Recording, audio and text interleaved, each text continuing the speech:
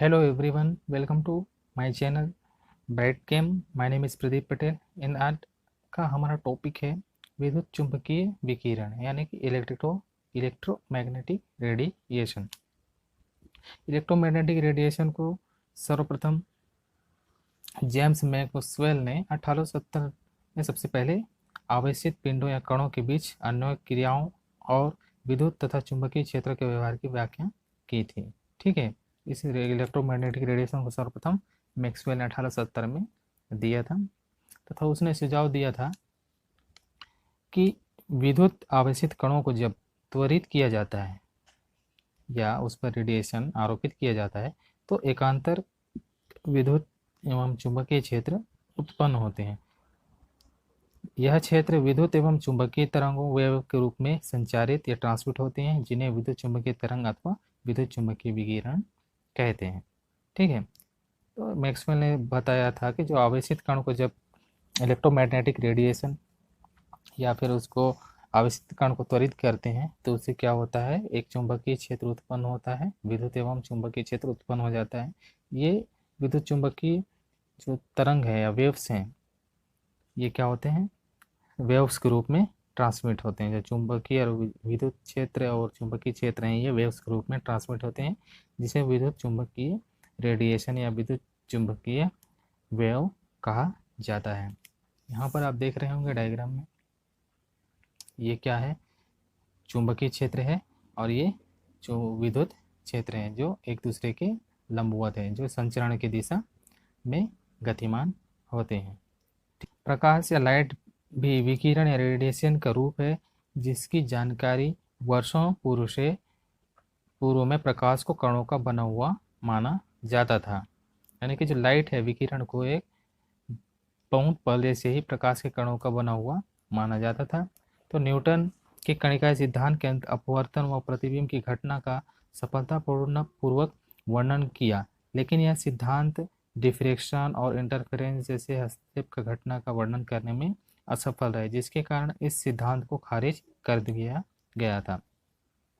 इसके पश्चात फिर मैक्सवेल ने प्रकाश का तरंग सिद्धांत, वेव थ्योरी ऑफ लाइट दिया। इस सिद्धांत के अनुसार जो प्रकाश विद्युत चुंबकीय तरंग के रूप में क्या होता है, ट्रांसमिट होता है। प्रकाश विद्युत चुंबकीय तरंग के रूप में ट्रांसमिट होता है तथा ये तरंगे दोलायमान या फिर दोलायमान विद्युत एवं चुंबकीय क्षेत्र से संबंधित होती है, या दोलायमान या फिर ऑस्किलेटिंग विद्युत एवं चुंबकीय क्षेत्र से संबंधित होती है।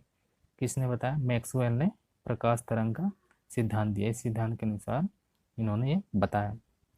इसके पश्चात देखेंगे प्रॉपर्टीज ऑफ इलेक्ट्रोमैग्नेटिक वेव्स। जो ये दोलायमान आवेशित कण द्वारा, ऑस्किलेटिंग आवेशित कणों के द्वारा जब उत्पन्न विद्युत चुंबकीय क्षेत्र एक दूसरे के लंबवत होते हैं तथा ये दोनों तरंग के रूप में संचरण की दिशा के भी लंबवत होते हैं। ठीक है, ये ध्वनि अथवा जल तरंगों के विपरीत विद्युत चुंबकीय तरंगों को किसी भी माध्यम की आवश्यकता नहीं होती और ये निर्वात में गति करते हैं।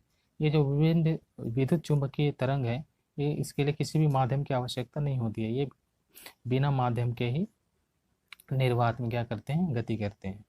तो देखते हैं इसके बाद वेवलेंथ।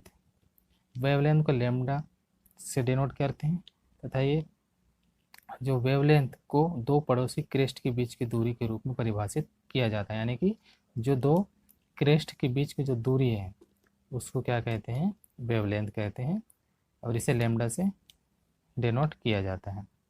वेवलेंथ को दो पड़ोसी क्रेस्ट के बीच की दूरी के रूप में परिभाषित किया जाता है तथा वेवलेंथ एक ग्रीक अक्षर है जिसे लैम्डा से प्रदर्शित किया जाता है और इसे एंगस्ट्रॉम एवं नैनोमीटर से मापा जाता है।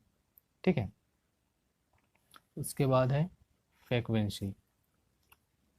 फ्रीक्वेंसी तरंगों की वो संख्या जो एक सेकंड में किसी निश्चित पॉइंट तक गमन करती है क्या कहलाती है, आवृत्ति, और इसे म्यू से डिनोट किया जाता है, ग्रीक अक्षर म्यू से डिनोट किया जाता है। यानी कि जो तरंग की वो संख्या जो एक सेकंड में चली गई दूरी होती है वेव्स की।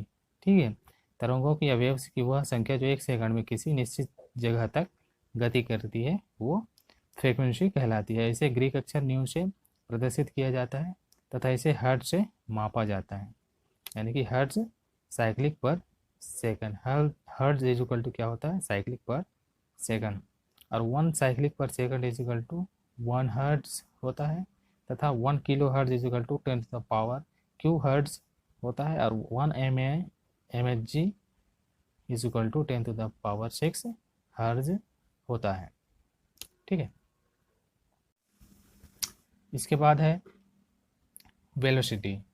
इसे c से डिनोट किया जाता है तथा यह वेव या तरंग के द्वारा एक सेकंड में चली गई दूरी वे तरंग या वेग कहलाता है, यानी कि ये एक सेकंड में जितनी दूरी तय करती है इसे वेव या वेलोसिटी या वेग कहते हैं, वेलोसिटी कहते हैं। यानी वेव के या तरंग के द्वारा एक सेकंड में जितनी दूरी तय करती है उसको वेलोसिटी कहा जाता है। और इसे c is equal to mu lambda, c से डिनोट करते हैं जहाँ पर c इज इक्वल टू क्या होता है, म्यू लेमडा। ठीक है, c क्या है, वेग है, म्यू क्या है, आवृत्ति, ये क्या है, लेमडा क्या है, वेवलेंथ, तरंग दैर्घ्य। उसके बाद है वेव नंबर, जिसे न्यू बार के रूप में डिनोट किया जाता है। तरंग संख्या को तरंग दैर्घ्य से परिभाषित किया जाता है तथा प्रति यूनिट लंबाई में तरंग दैर्घ्य की संख्या तरंग दैर्घ्य की, यानी कि प्रति यूनिट लंबाई में जो तरंग दैर्घ्य की संख्या है वो क्या कहलाती है, तरंग संख्या कहलाती है, यानी वेव नंबर कहलाती है। इसे न्यू बार से प्रदर्शित किया जाता है। Mu bar is equal to 1 lambda is equal to nu upon C. ठीक है, उसके बाद है एम्पलीट्यूड, आयाम। यह तरंग दैर्घ्य के क्रेस्ट की ऊंचाई को प्रदर्शित करता है, इसे ए से प्रदर्शित किया जाता है। ठीक है, जो वेवलेंथ है उसकी ऊंचाई को यह प्रदर्शित करता है। तो ये तो हो गई इलेक्ट्रोमैग्नेटिक रेडिएशन या waves. Thank you for watching this channel in this video. Please subscribe my channel and press the bell icon.